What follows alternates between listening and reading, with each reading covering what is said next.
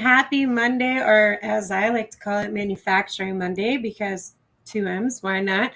Super excited to have today's guest. We have Jennifer on with us today. She is from the Pittsburgh Robotics Network. Hello, Jennifer. How are you doing this Monday morning?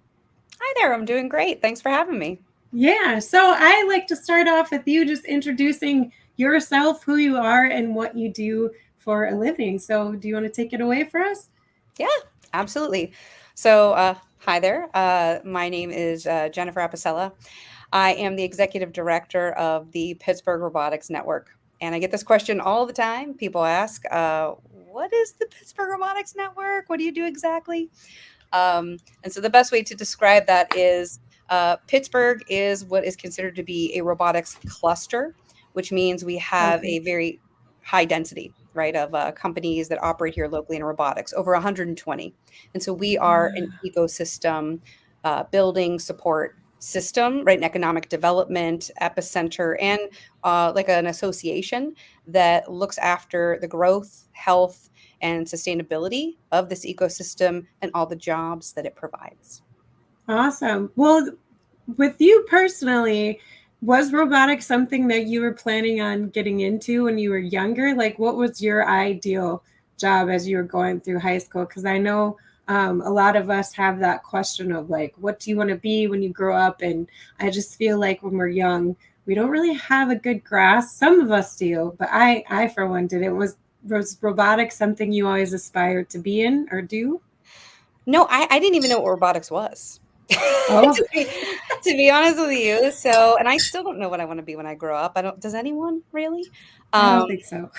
yeah, I think sometimes people think that these paths that we are on, these journeys that we're on in our careers, are these finite fixed things that somehow Mhm. have either been laid out ahead of us in some type of mapped way, or there's more clarity in it.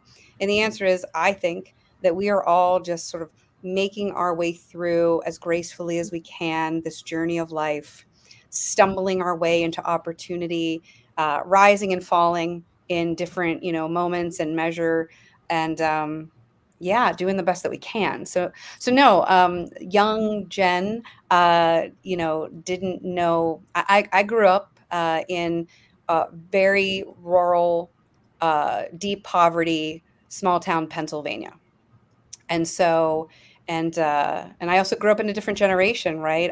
Mhm. I graduated from high school and entered into college in the mid '90s. So I mean, when I wrote papers in high school, it was on a typewriter.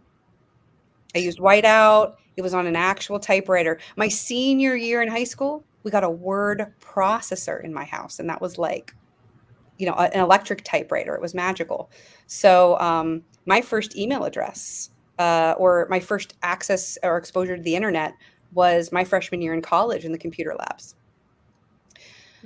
So yeah, no, I didn't even know what technology was. I didn't even know, yeah, what that meant.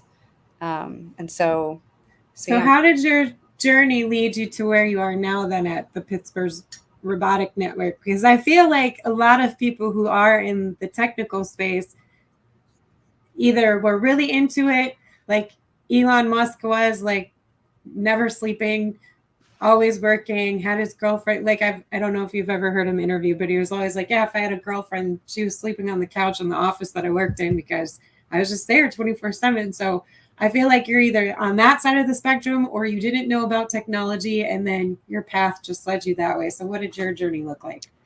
Yeah, I think this is actually important because I've talked to a lot of other people about this, and I think there's some similarities in experiences as women that we Mhm. may have all had.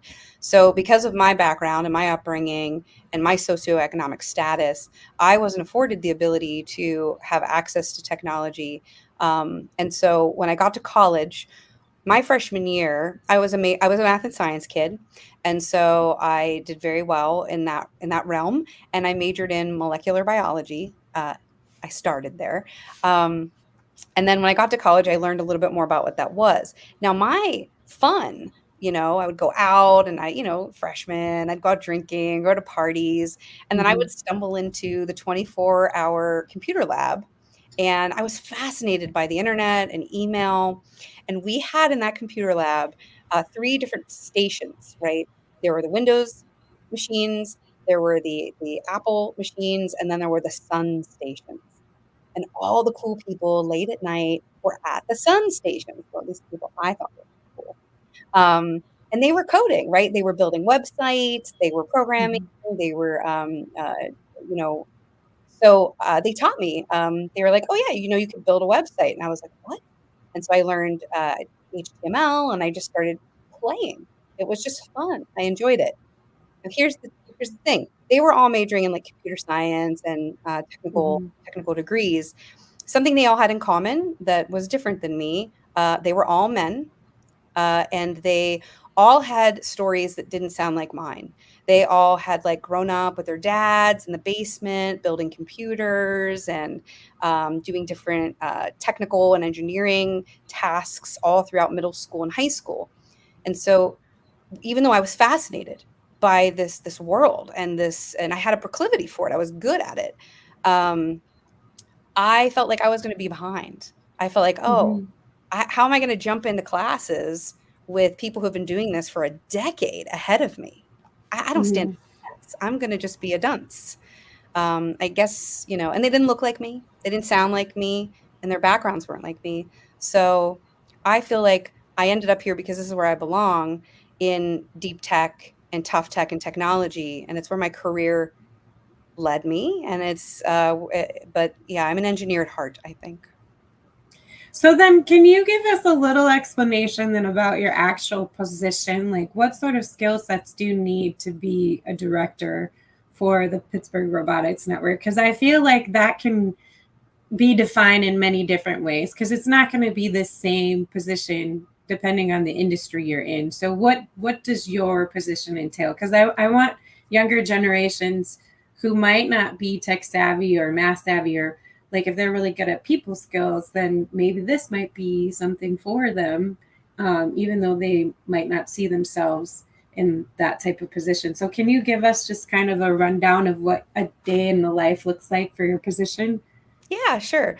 So this organization and this position is a little unique, right? Not every place in the world needs its own dedicated cluster management, Yeah. nonprofit, and economic development.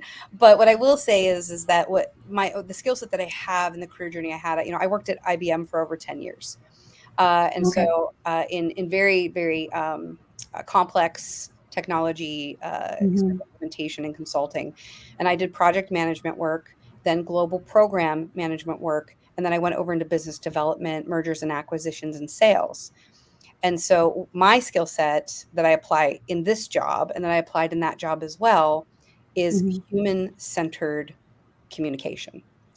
There is always a need for something that's very complicated that needs to be used broadly or urgently to help solve problems, for someone or some group of people to get in the center of that and make that transition understood and help problem solve, creative problem solving and communication.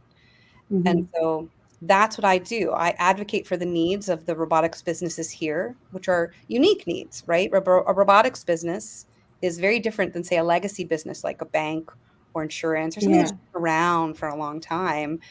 It doesn't look the same. It doesn't have the same needs, and people in government need to know about that.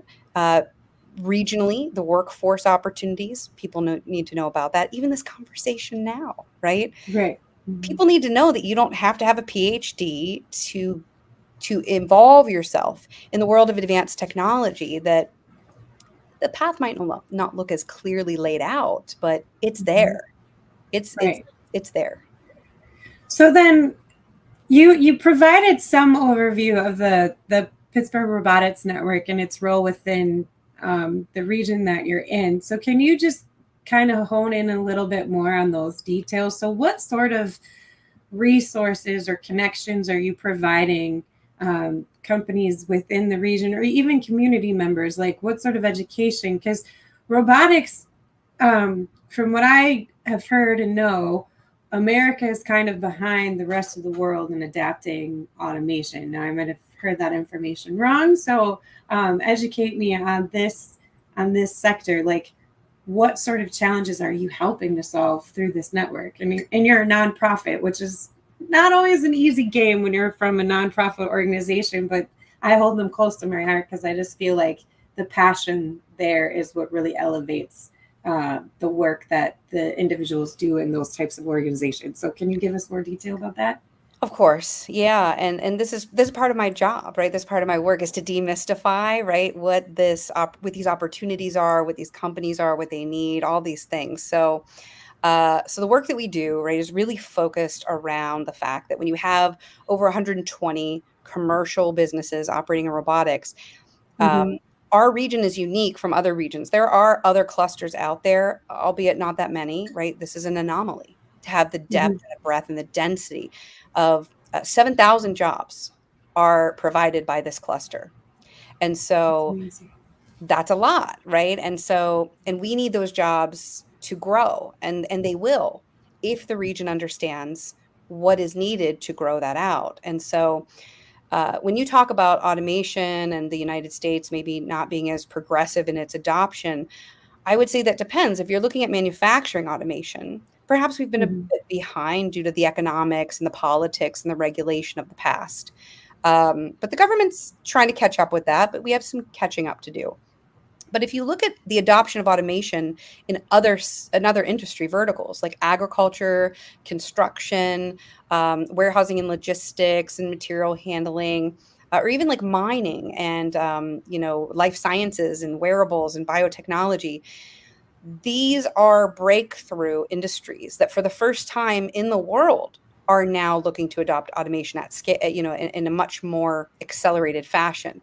So I would say Mm-hmm. that maybe sure we got a little behind in some of the more factory or manufacturing traditional automation, but there's no reason why we are not set up to be on the same playing field in these other Mm-hmm. areas that just 20 years ago weren't even thinking about ways to buy and use this stuff.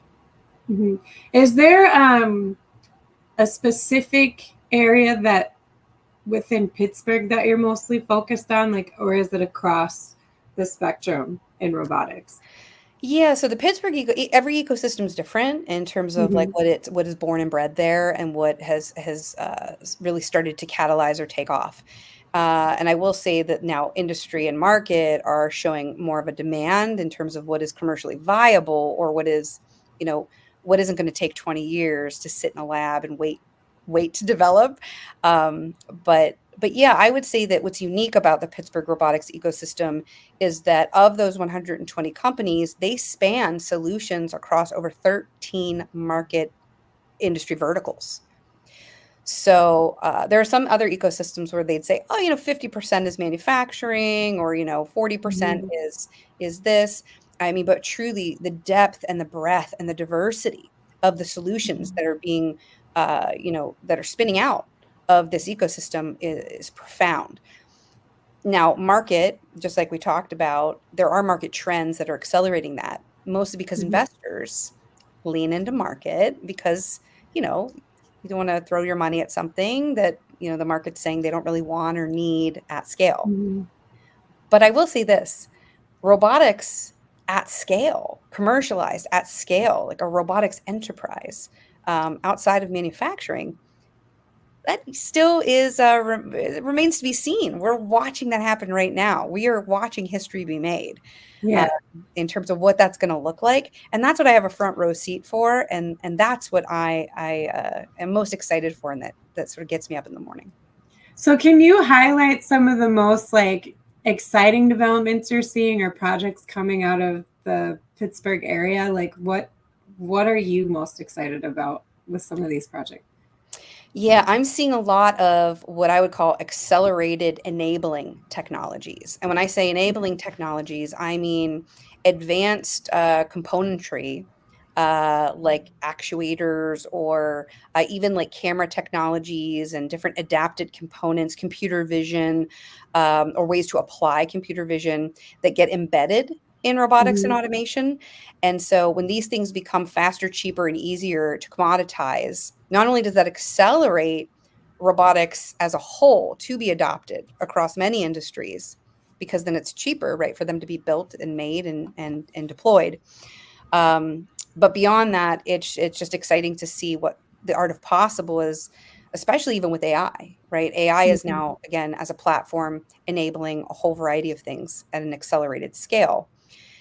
Some other things I'm really seeing is some social good, right? I'm seeing automation with real passion being built and applied. Real projects like we have a company here called Humotech, and they are working with veterans and people who are suffering from limb loss to help them with like a wearable device to find the right prosthetic before they pull the trigger and get stuck with one for a long period of time. And how to work with people, right, who are having mobility issues to help Mhm. them make more informed decisions and help make their life better. Uh, and so things like that are very inspiring to see these technologies changing lives. Mhm. But not only are they changing the way people live, but they're changing the way people work and the way people move. We have autonomous vehicle development here. We have a couple billion-dollar unicorns going to market or attempting to commercialize autonomous trucking.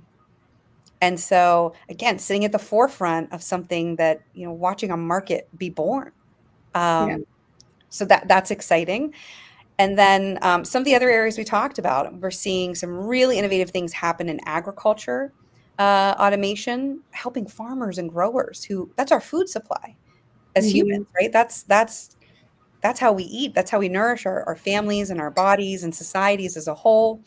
And so, that's really fascinating to watch, right? Sustainability becoming a Mhm. factor, construction, that's dangerous. Those work sites are very difficult. And so Mhm. seeing automation, help the labor force, help these job sites become safer so that people aren't breaking their backs, and that they're in safer positions. That's very exciting. And then I would say, you know, just some of the other things about just watching these technologies and these innovations leave the lab and go into the world, and impact people's everyday lives is I think what's inspiring. How does the Pittsburgh Robotic Network kind of respond to some of the negative headlines that can appear in the news? Because, of course, you're going to have your accidents and stuff, and you see just the way that the wording is, it kind of makes like we're in a sci-fi movie where robotics should be something we fear, and then you have the misconception that they're taking our jobs away. And like anyone who's part of the sector can really see like the benefits of robotics once we get all of those standards and stuff in place. Like one of the things that I'm really excited to see, just because it kind of hits close to home with me, is the prosthetics and anything that can aid someone who maybe had a stroke. So like one of my cousins, he had a stroke and he's completely wheelchair bound. And one of the ways that he communicates, and they're working on getting him a new communication system, because he memorized keyboards before he had the stroke, which actually lended helping him.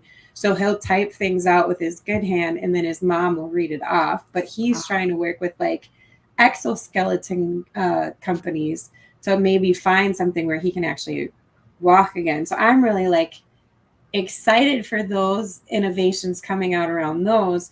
So how does the network you work for kind of educate your community about, yes, some of these things have happened, but that's not all robotics is about? How do you approach that?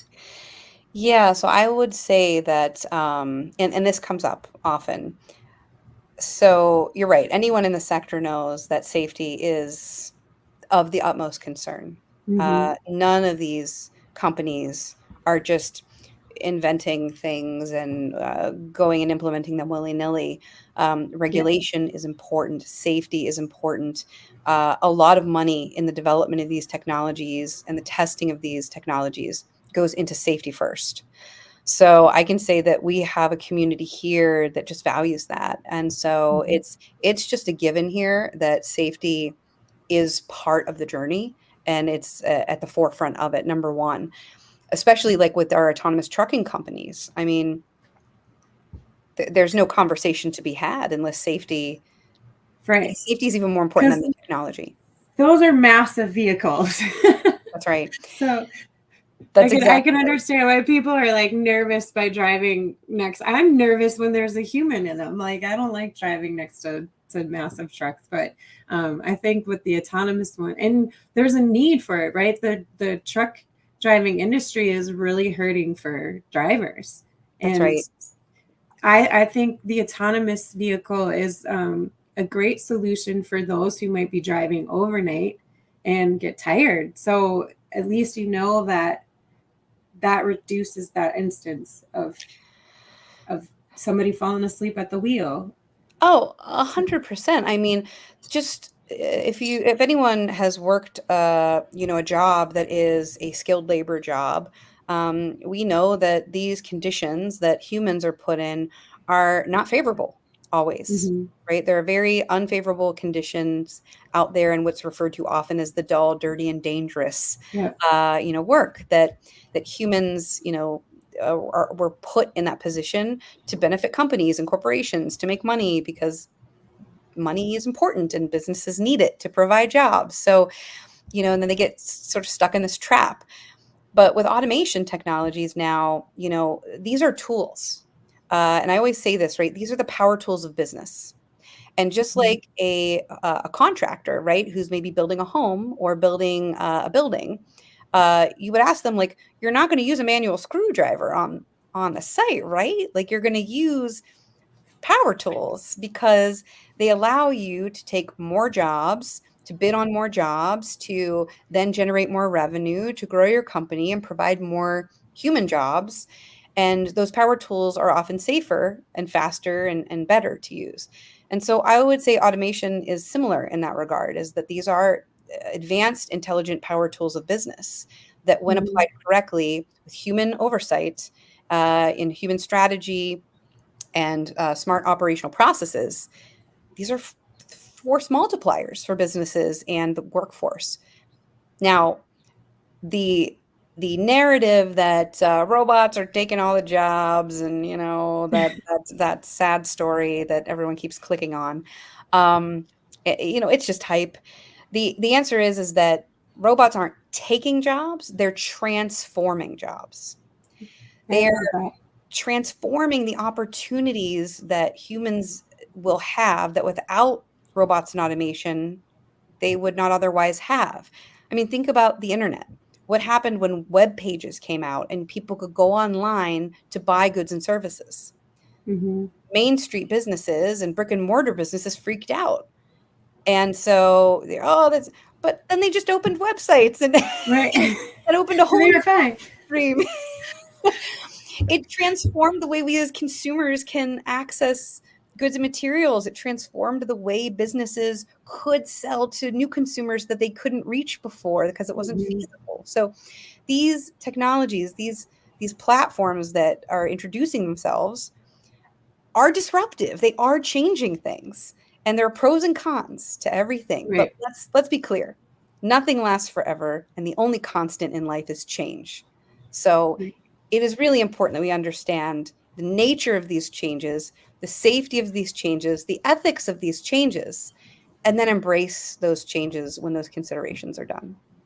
I like that. So one of the things that I'm like a huge advocate for and like very passionate about is getting people to work together. Like I always go by what my mom tells me, it takes a village, because I'm a single mom, and I appreciate my family so much, like pulling together, and I apply that ideology to manufacturing and the things that are happening within our sector. And there are some companies who are obsessed with NDAs, which drives me crazy, because it's like, we need to hear more of these stories. We need to collaborate more and work together. So how does collaboration within the Pittsburgh Robotics Network really contribute to the advancements of robotics technology? Maybe not just within your area, but surrounding areas too, because I feel like you can expand your reach the more you collaborate. So you don't necessarily have to stick within the Pittsburgh area just because it's in your name, right? Like you can help other organizations across the globe and across the United States. So how does collaboration contribute to that? So I would say that collaboration is the backbone of our work and this ecosystem. So while the word Pittsburgh is in our organization's name, the work we do actually is one, we catalyze and organize and provide opportunities and advocacy for the companies that are here to help them Mhm. expand their businesses and to grow. And so, what we really want here are more companies, more opportunities for investment, different kinds of investment, and more jobs, right? It's rising tide. But the only way to do that is to collaborate with the resources that will provide those things. So Mhm. collaborating with other regions, collaborating with other clusters, collaborating with businesses and investors and different corporations. And then within the community itself, there is a real camaraderie here. I mean, when you have so many businesses all doing the same hard, greatly misunderstood thing, it does forge alliances and bonds. And I would say that I've seen companies go to each other because these companies aren't competitive with each other. They're making solutions that are also different and diversified. We have that benefit. But yeah, they'll go to each other and say, "Hey, I am down, two mechanical engineers right now, and I've got a project, and I'm really struggling." Well, you know what? I could give you, I actually have a couple of mechanical engineers that I could probably give you, 20 hours a week. So they share talent, Mhm. or even production facilities, right? We had somebody who had a production line, and certain percentage of the year it wasn't high volume, needing to be producing, and so they were producing other companies' robots on that production line because they had the equipment and they had the ability to do so. And so you see these shared resources, you see this Mhm. sort of like shared pain points, and they know it's impossible to go at this alone. And in a cluster, you don't have to. So yeah, collaboration is again the backbone of building an ecosystem, and it's critical. That's awesome. We finally got a comment in here. I see on LinkedIn there's like 30 people tuning in, and I was wondering why it was so quiet. And then we finally got a hello from the Berg from Bill Bradford. Hey, Thanks. So Bill. if you guys are in the comment section, my suggestion would be maybe try to go over to YouTube because LinkedIn has not been friendly to me lately, and I don't know why with the comments section. And it's kind of annoying because I feel like I'm ignoring people. And I promise you I'm not. It's not coming up on here. I do see your comment earlier, Jennifer, from thanks, Megan. Looking forward to our chat. That just now popped up. And I think you put that on like a couple hours ago. So LinkedIn, I don't know what's going on with you, but you need to work on some things.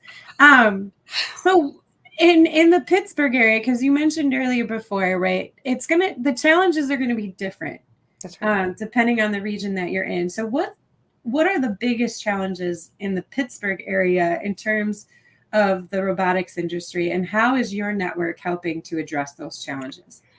I'm glad you asked that because so the city of Pittsburgh is not what you would call like a thriving, sprawling metropolis, right? We're not like a New York or a Bay Area or Boston. So those cities have their own unique value propositions, their own pros and cons, right? They have Mhm. larger markets, they have larger populations, they have larger size, they have larger resources. They also have larger notoriety. The way I refer to it often as is like if you're walking down a main street and you see the businesses on Main Street, those are easy to access. You kind of know of them already. But what about that hidden gem on the side street? That place you go because they have, the best cruffins or whatever their unique thing is that they have. And when you see something like that, that's really, really great, there's always a line out the door, right? That sort of amazing place that everyone finally knows about. And so I feel like Pittsburgh sometimes is kind of like that hidden gem place, and that is our blessing and our curse in a lot of ways. The city of Mhm. Pittsburgh has a robotics ecosystem that has been here for decades and is largely misunderstood. And so now that's changing, and the work that we do seeks to change that, right? Because if you're not visible, you're invisible. So to make ourselves more visible is important so that we can attract those businesses and investment and resources, and so that we're not forgotten about. like our buddies in the Bay Area and Boston, who have very large markets and very large ecosystems and cities themselves. So I would say, yeah, now people, I think, often think of Carnegie Mellon University when they think about Pittsburgh. And so that is definitely, here, and that is part of what helped birth this ecosystem. They launched the world's first robotics PhD program back, I think it was in like 1979. Trailblazing. It was a risk, Yeah. but they knew the future was automated. And from that big bold bet that they placed, amazing intellectual property, amazing IP, brilliant minds, serial entrepreneurs, lots of opportunity. Here we are decades later, thriving robotics ecosystem with an amazing talent pipeline and commercial opportunity. So yeah, I would say that is something that we work toward, and that often people go, Pittsburgh, well, yeah. And then they're like, oh yeah. So we're often, not thought of top of mind, but I would encourage people to maybe change their minds and take a closer I feel like a lot of people like connect you with the Rocky movies, which is like a great movie series. It's great, but I just feel like you need more credit than that. Like, I think that's Philly though. Those steps, like the jog, is that what you mean? yeah, That's yeah, Philadelphia, which is on the other side of the state. yeah. So I just See, there's like another, yeah. There's so many things to like demystify. it's just like, and because I was telling people that too. I was like, no, I know that my brother's a huge hockey fan, so I know about the Penguins, but still, like, we're a big sports town. Maybe you could do that. Do something automated for a Pittsburgh game and then get kids excited or something. I don't know. Do. Yeah, there's You do that? Multiple. So one of the things we do is we help facilitate partnerships, media partnerships, trade show partnerships, association partnerships, investor partnerships, supply chain partnerships, right? For suppliers who want to do business with these companies. We had a lot of suppliers who say, hey, yeah, I sell to 5 companies in Pittsburgh. And I'm like, yeah, there's 120. Would you like to sell to more? Come work with us, You should work with us. Yeah. So we help accelerate commercial growth, not only for the robotics companies, but for the entire life cycle and ecosystem and supply chain network that is sort of pivoting around it. But yes, we do have sport partnerships with our companies who are doing all sorts of amazing things, and does sort of help the public understand this a little better. Do you work with First at all? Do you collaborate with them? So, it's interesting, right? So we are focused on the commercial business growth, but we are forming a 501c3, which will allow us to get funding to participate more in the world of STEM. And so we have a variety of different players here in terms of these different robots. I think there's like Vex Robotics, First Robotics. There's a whole bunch of, there's a Best Robotics Hub. There's a ton of robotics. We even have Bots IQ, which works in schools directly with kids and manufacturers and bridges that gap. It's an amazing organization. So yeah, we partner when we can. We get asked to do a lot of things, and scope creep, mission creep is always something we have to be careful of in terms of. But if there's a will, there's a way. So if someone wants to work with us on an initiative and we can find the funding in order to support that, we are excited for that opportunity and looking forward to building that out. I just know that with some areas, it's hard for them to get the funding to support some of the programs. So like the high school I graduated from, next year, they're just now implementing a robotics course, like for basic robotics 101, I think is what they're going to call it. But it's just because of all the politics involved and like the funding. It was really frustrating to see the struggle that they had to go through to get that in action. So I always like working with companies and organizations that try to connect to the younger generations, because we're going to need people to program the robots and troubleshoot them and figure out new innovations and technologies with them. So I really like that kind of stuff. Women in Manufacturing, the Texas chapter. I'm assuming this is Angela, maybe, hopefully. Your experience, Jennifer, what are the biggest obstacles you encounter, especially with change management, and how do you overcome them? That's a great question. That's a great question. If I had the answer to that, I would not maybe be doing what I'm doing right now. That's a hard thing to overcome. As a matter of fact, that's probably one of the biggest stalemates for across every industry, right? Is the rate of adoption. Mm-hmm. When people, even when I worked back at IBM and we were dealing with large enterprise level solutions, implementing digital transformation, I worked on the Smarter Cities team for a period of time as well. So like Okay. getting stakeholders to, they wanted to change, they wanted to innovate. And when you introduced an opportunity for them to do so, and they realized actually what it was going to take and what that was going to involve, they started to drag their feet because it's a heavy lift to change. Um, but and you can't make organizations, they can't change any faster than they're capable of, right? With the resources and the operational constraints that they each have. So that is a significant obstacle and slows things down, so much so that Mm-hmm. it might slow things down where companies go out of business because of it. But if you are a great champion, right, for guiding them through that process and you're able to do that, and you're able to sort of tell them, like, look, you're going to have to make the switch. You got to get started now, because if you don't get started now and you start, put this off for another year or two, you're going to be even more behind. And Yeah. change is inevitable. You just have to bite the bullet and do it, and try and do it in biteable, consumable chunks. And so it's just really giving them the confidence, but also we're advocating for government to help Mm-hmm. create de-risking programs for people, businesses, to be able to adopt automation, maybe with rebates and incentives, right? Like the energy sector has been doing. If we could see these same things being done for automation in these emerging sectors like agriculture and construction, where they're just like the devil they know, seems safe, Yeah.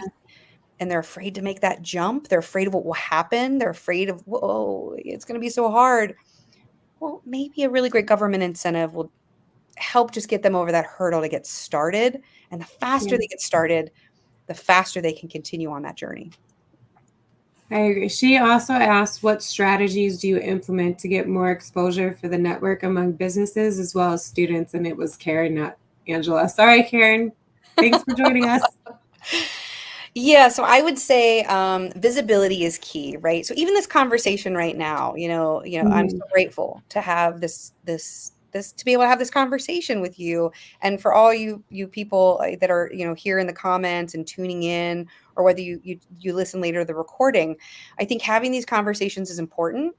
I think making it known, right, that like Pittsburgh's not alone. Like there's this world of automation and robotics out there, and there are people, the humans, right? The humans behind it all.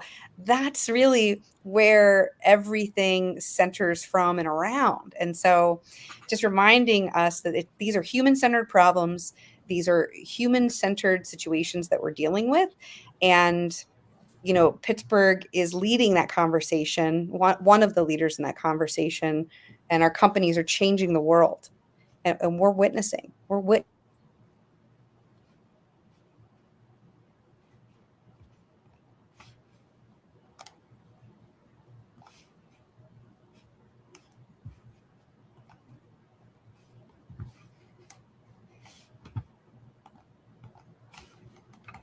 I think we froze a little bit. Oh no.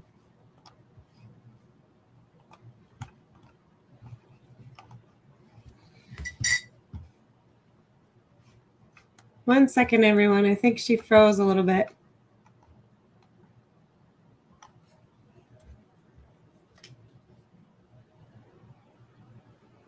That's what happens sometimes. There we go. Lovely world of technology. I know. It's okay. I was just We do have some other comments that came in. Bill, Megan, you worked with my company, DMI Manufacturing, I believe. It sounds familiar. I think I did. Lot going on. I have to look that up and see. And then we have Greg, connect with CodeJoy for delivering STEAM programming. Definitely will do that, Greg. And then Bill said technology. Yes, technology. Hi, Megan and Jen. Jen, what are you and the PRN most excited about for 2024? And this kind of is going to be a segue to my next question with you, because I really want to know what some of the like particular memorable moments you've had working at the Pittsburgh Robotics Network. So what are you most excited for this year in terms of working on projects? Yeah, so the Pittsburgh region, I don't know if you're aware of this, but the United States EDA released a special grant program on a federal level for the United States, and the Pittsburgh region, southwestern Pennsylvania region, was a recipient of what was called a Build Back Better award. It was 63 and some change $million that was granted to the region for economic development, for commercialization, for adoption, manufacturing scalability, entrepreneurship, and equity. And it was to bolster our programs. And so I'm actually sitting in our office right now, which is in what's called the Robotics Factory. Robotics Factory is a startup accelerator, a 3-stage unique startup accelerator specifically for robotics companies and robotics startups, to aid them in their journey of 1, creating robotic companies, 2, accelerating those companies and helping them build their businesses, and then 3, assisting them with the scalability of their products and helping them understand how to design with manufacturing in mind at scale. And so I'm very excited that we are a part of supporting this. We're embedded here in the factory, and we assist on all these other projects as well in that funded grant. But I'm excited to see the Robotics Factory really take off. Right, we just the first cohort of their Accelerate program finished last year. We're in the second one coming up, getting ready to start. There is a fantastic agriculture and robotics summit that is happening starting tomorrow that we are producing with the factory, where we flew in global growers and agriculture, farmers and producers and end users to come in and sit in a room with roboticists and entrepreneurs and tell them what is needed. Tell them from an industry perspective, hey, before you build anything, can we just tell you what we suffer from and what if you could address today? We would pay you X amount. We would fund that because it would just take my money. That's right. And oftentimes I can tell you, from an engineer's perspective, it's probably a lot simpler than if they were to come up with the problem on their own and try to engineer a solution to solve this sort of imaginary, problem. Hearing from industry directly to create new products, to create new companies.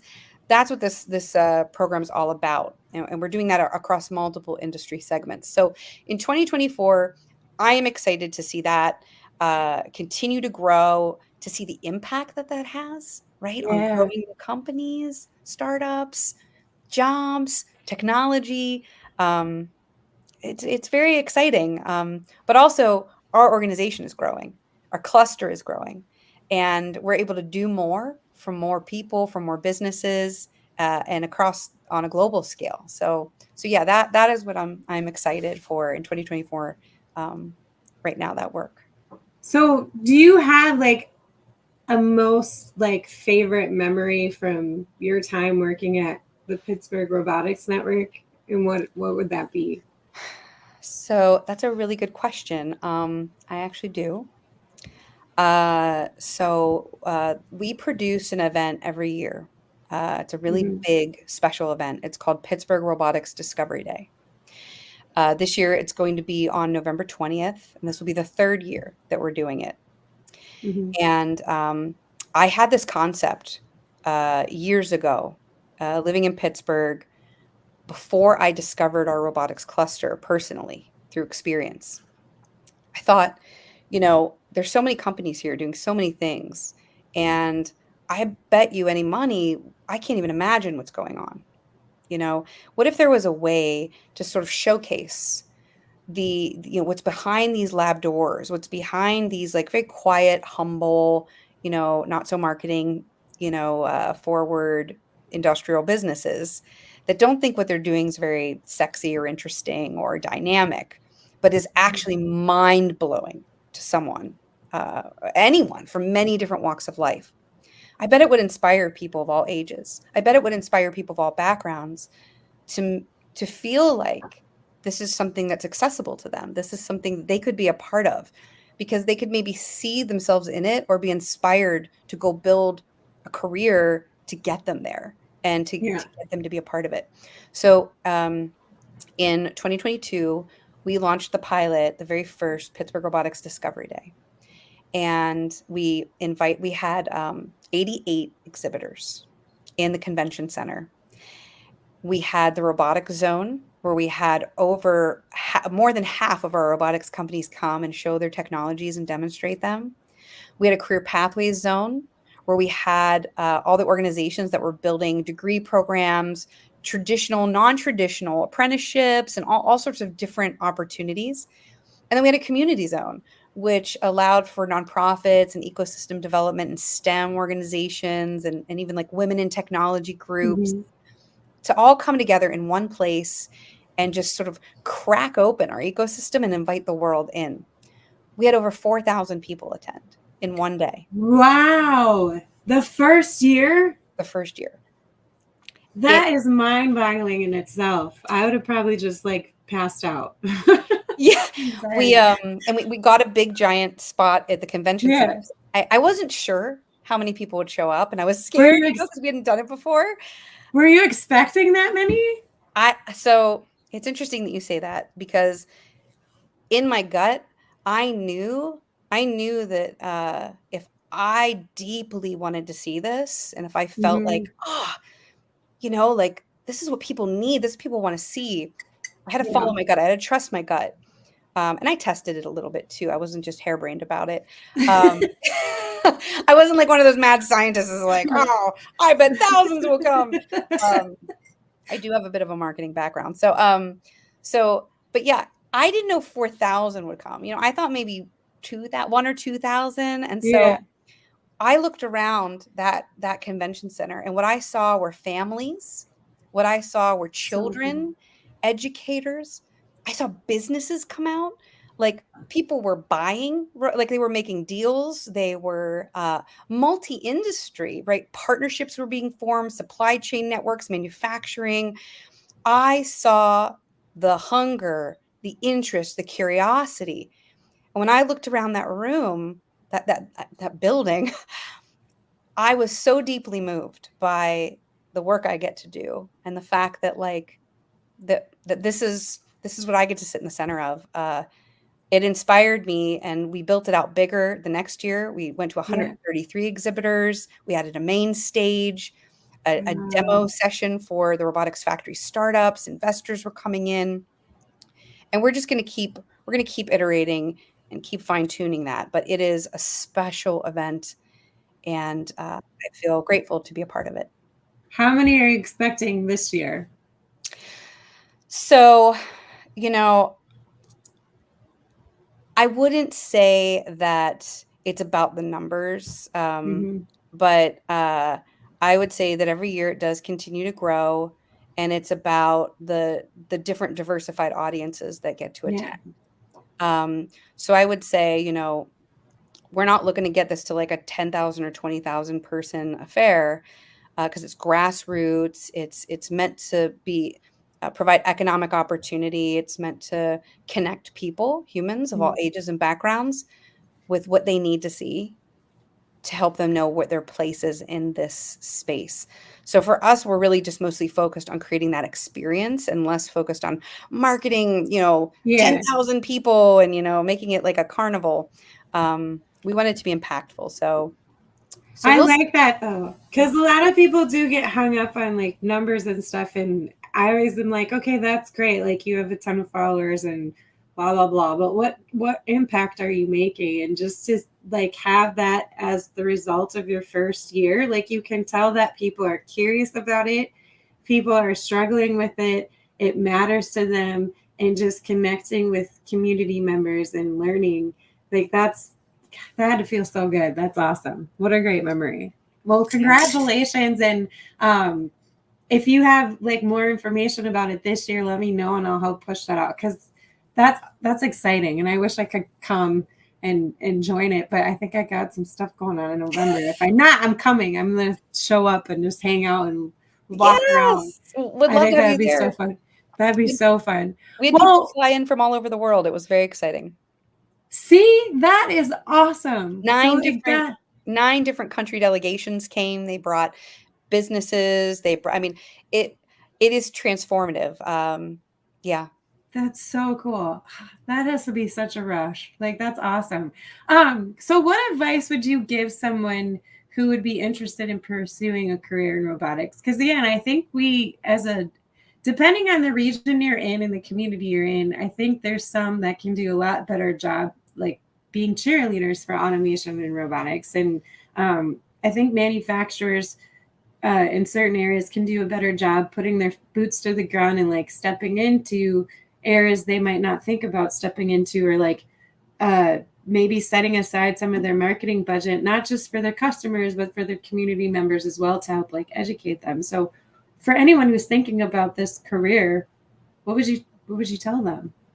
Yeah. Well, I would say that this is just getting started.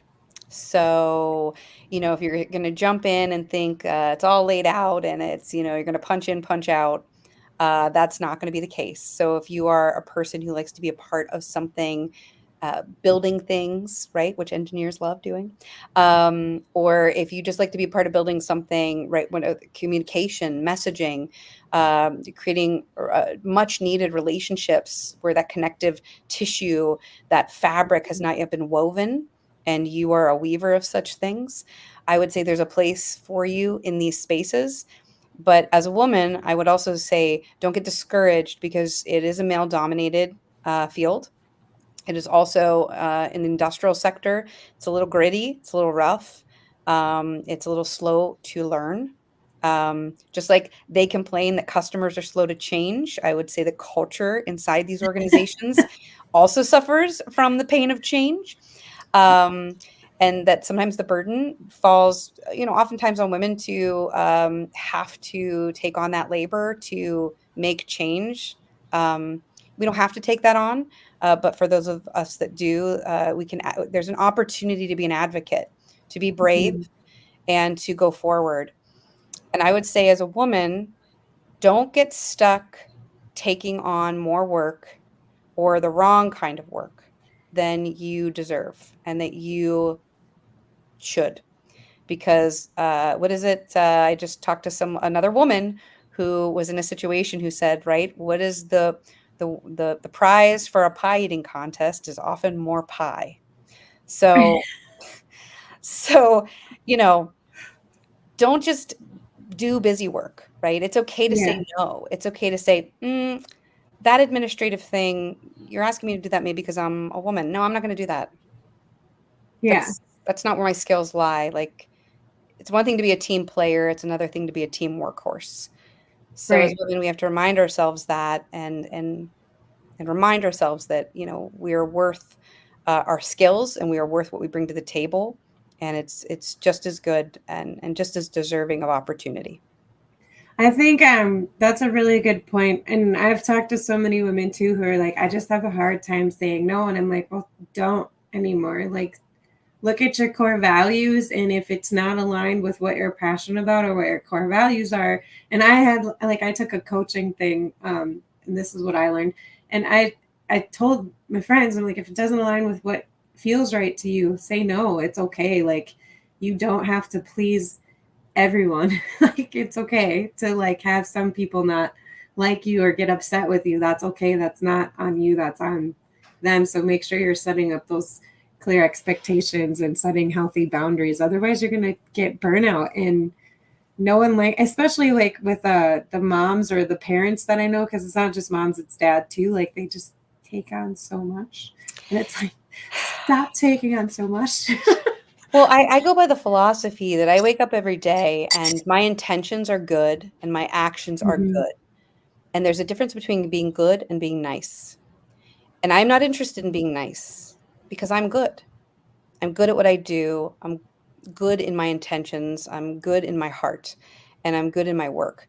And so that means sometimes I can't be nice. And so I think as women, we need to learn to tell the difference and really be okay with picking the right side of that fence. Yeah, I like that. I'm gonna rewatch this and write that down because that's great, great advice. So then looking ahead, you're gonna be at the Robotics Summit and Expo. So that's like one of the things that you're going to be doing to contribute to the future of robotics because you're getting the story out there and you're taking part of the conversation. So what else, like what are you looking forward to at that summit? But then where do you see yourself contributing to the future of robotics? Like what are some of the things you have on your to-do list?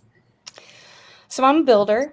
I am building I'm not building robots, but what I am is I'm building the ecosystem and the resources and facilitating introductions and advocacy for Mhm. what needs to be done to accelerate the growth of this cluster for all these businesses so that they can build more robots and get those to market and change the world. And so for me, that's definitely what I'm working on. I'm excited to go to the Robotics Summit because the producers of that summit, WTWH Media, are fantastic people. They get it. They're here to help. That they're aligned with our mission. They're aligned with our companies. And that summit is a fantastic opportunity to really get your finger on the pulse for what's going on. And things are changing so fast. You absolutely have to get out there and go to these conferences. You've got to get out of the Mhm. lab, out of the world, out of your little place, your little pocket, and go to these things because it blows my mind. I just cannot keep up. And the only way to do that is really go to these kinds of things, hear from these speakers, network, have these conversations. And so I go there to bring things back to Pittsburgh. And then also, we're taking a ton of people to Pittsburgh. We're on the stages speaking, investors are coming back here. And so it's sort of like this amazing opportunity to mix and meld with the Mhm. world and the industry and what's happening right now, which is explosive for growth and opportunity.